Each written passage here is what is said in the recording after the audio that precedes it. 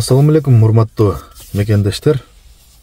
Өлкөдө жакшы алгылыктуу иштер дагы жүрүп жаткандыгын биз сөзсүз түрдө көрүшүбүз керек, билишибиз керек.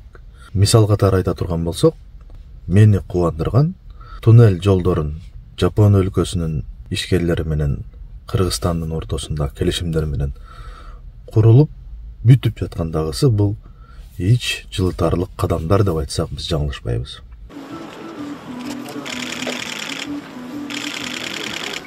Туннелдин ачылышы жол тармагындагы өзгөчө окуя болду. Себеби Чычкан Капчык айында кар көчкү ар жыл сайын кыш мезгилинде кайталанат. Адам өмүрүн алган учурлар да болгон. Күнүгө бул жолдон жайгышы дебестен жүздөгөн миңдеген унаалар каттап турат. Бишкек Ош жолунда Чычкан Капчык айы керемет жер. Бирок ушул биз турган жер көчкү булак деп аталат. Көчкү англисче да, японча дагы аваланч деп айтылат экен. Көчкү түшкөндө узак жолдо бараткан жүргүнчүлөр жол тазалаганга чейин суткалап ушул жерде калып калчу. Эми Жайканын аракети менен кар көчкүдөн сактануучу татынакай жабык галерея курулду. Муну биз уникалдуу курулуштардын катарына киргизебиз. Туннель монолиттүү бетондон курулду. Трассанын учурдагы багыты азыркы жолдон тоолорду көздөй 30 метрге жылдырылды. Бул да абдан чоң иштердин бири болуп калды. Жаңы туннелдин курулганы жүргүнчүлөрдү, айрыкча жергиликтүү элди кубандырды. Өзүбүз деле өтүп баратып көрүп калчубуз ушул жерде канча машиналарды көчкүлөр басып калганын, ары бери өткөнүн. Эми муну эл үчүн жалпы Кыргызстан үчүн, Кыргызстандын түндүк түштүгүн бириктирген жол да бул. Муну аябай жакшы салынды. Сууну дагы бөгөп калган учурлары болду да. Машиналар калып калган учурлар болду. Адамдардан да канча майып болгондор болду. Ушунчалык абдан көп зыян тартыпты да. Мына бул галерея элге кызмат кылсын. Бала кезден бери эле жүрөбүз да бул жолда. Көрүп да жүргөнбүз, угуп да жүргөнбүз, чоң көчкүлөр түшүп, 2-3 күн жол тозулуп калчу эле. Эми буйруса андай болбойт да. Долбоорду каржылоодо Жапониянын эл аралык кызматташтык агенттиги дал ушул кооптуу жагдайды эске алган. Бул Жапониянын Кыргызстанда ишке ашырган долбоорлорунун алгачкысы да, акыркысы да эмес. Ошол эле учурда дагы бир маанилүү, эң орчундуу маселеге көңүлүңүздөрдү бургум келет. Жалпы коомчулуктун кабары бар. Биздин Кыргыз өлкөсүнүн карызы эң эле көп биз Кытай республикасынан карызбыз. Миллиардталып саналат. Ушул көйгөй боюнча маселени жаап салсак кандай болот деген суроо талаптар көтөрүлүүдө. Учурдагы жогорку кеңештин депутаты Балбак мырзанын айтканы боюнча назар салсаңыз. Алмаш Ашеновдун убагында 1 тонна 800 килограмм алтын болгон деп билебиз. Андан кийинки президенттин убагында 18 тонна алтын чогулган. Анан азыр мына тарыхый эң чоң 51 тонна алтын турат. Өткөндө мен айтсам жаман көрүп, элдер ар кандай түшүндүк менен айтат, ар кимдин пикири өзүндөй. Эмне үчүн биз Кытайдын кагызын дагы эле төлөп салган кудуретибиз жетип турса, төлөбөй атабыз. Колдоп турган алтын менен. Чындыгында ушундай кылсак кандай болот эле деген суроого тийиштүү министрликтин башчысы эмне деп жооп берди? Кытайдын эмес, баары эле сырткы каршы төлөгөнгө мүмкүнчүлүк бүгүнкү күндө бар. Алдын ала эле. Бирок ушу келишим болгондо ушу Кытай тарабынан график өзгөрүлсө, условиялар да өзгөрүлөт да. Азыр алдын ала төлөп коеюн десек, анда пайызды көбөйтүп атат. Ошондуктан биз шартыбыз бар төлөгөнгө, бирок көбүрөөк төлөп калабыз.